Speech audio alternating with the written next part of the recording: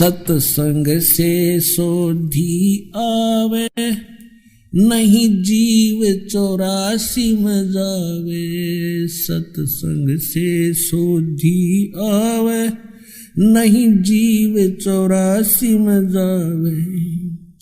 अब मेटो द्वेष और राग, हो राग या उम्र बतेरी जाली। अब मेटो द्वेष और राग, हो राग या उम्र बतेरी जाली।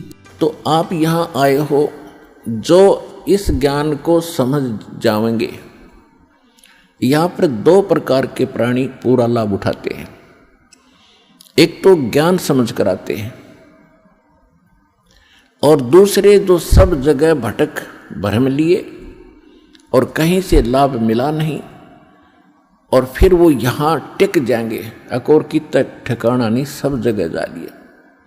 तो फिर उनकी व्यवस्था होगी, मजबूरी होगी यहाँ आने की, और यहाँ आते रहे तो वो लाभ मालिक देगा। और फिर हम ज्ञान सुनाते हैं यहाँ बैठाकर आपको। तो यहाँ आपसे प्रार्थना की जाती है, जब तक सत्संग चले आप सब चिंताएं और इधर उधर की गल्ला बातें छोड़ के ध्यान से सत्संग सुनो। चाहे कोई रोगी है, चाहे कोई संकट है किसी प्रकार का, आप एकाग्रचित्त होकर सत्संग सुनोगे तो राहत मिलेगी और ये ज्ञान ग्रहण होगा। इस ज्ञान से आपको 70% लाभ तो ज्ञान से मिलेगा। लाभ का मतलब है आत्मा में दृढ़ता आवेगी हर प्रकार की, और 30% फिर बाकी जो संकट है वो आपकी भक्ति और लाभ से होगा। क्योंकि दास इसलिए कह रहा है इस ज्ञान से कि कई ऐसे दुख हैं जो बेमतलब के बने होते हैं।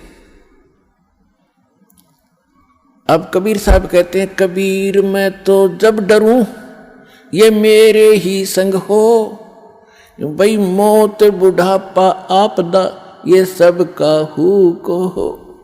ये इस तरह के जो ज्ञान के वचन हैं ये उस रोगी को, संकट वाले को बड़ा सहारा देंगे जो मृत्यु सैया पर है और ये सोच रहा है मेरा क्या होगा। देखो यहाँ कोई ना रहा और ना रहेगा।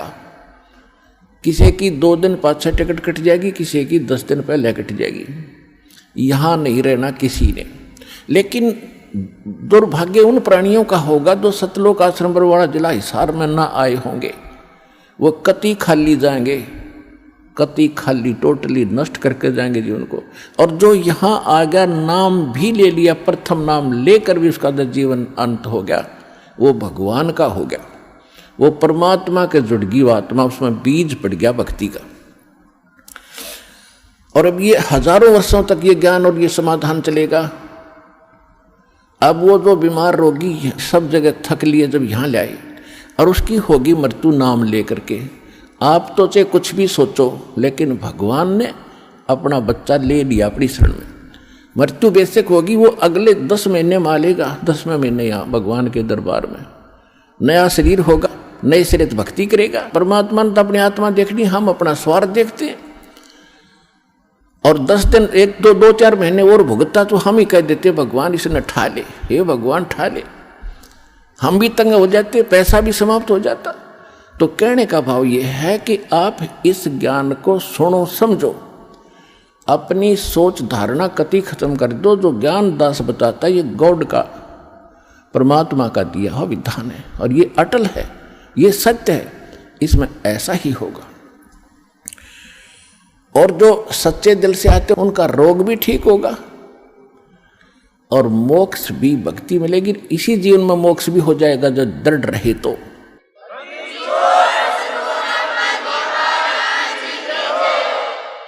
इसके अतिरिक्त और भी बहुत सी, क्योंकि ये विधान है भगवान का और आप हो बच्चे पहली कक्षा, दूसरी, तीसरी के।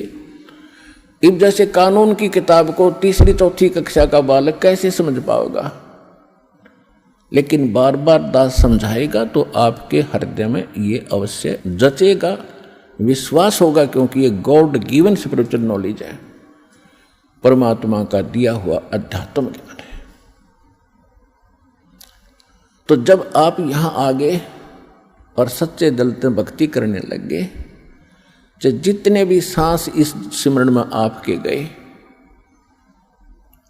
और वो आपके गुड अकाउंट में है, और बाकी का जो समय आपने चाहे राष्ट्रपति बनकर व्यतीत कर दिया वो व्यर्थ बताया है।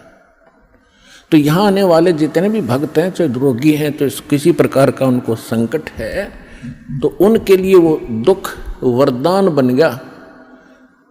वो भगवान से मिलेंगे, उनका जीवन सफल होगा, उनके सब दुख दूर होंगे और भगवान के विमान में बैठकर सतलोक जाएंगे। ये लिखवा लो मेरे पे।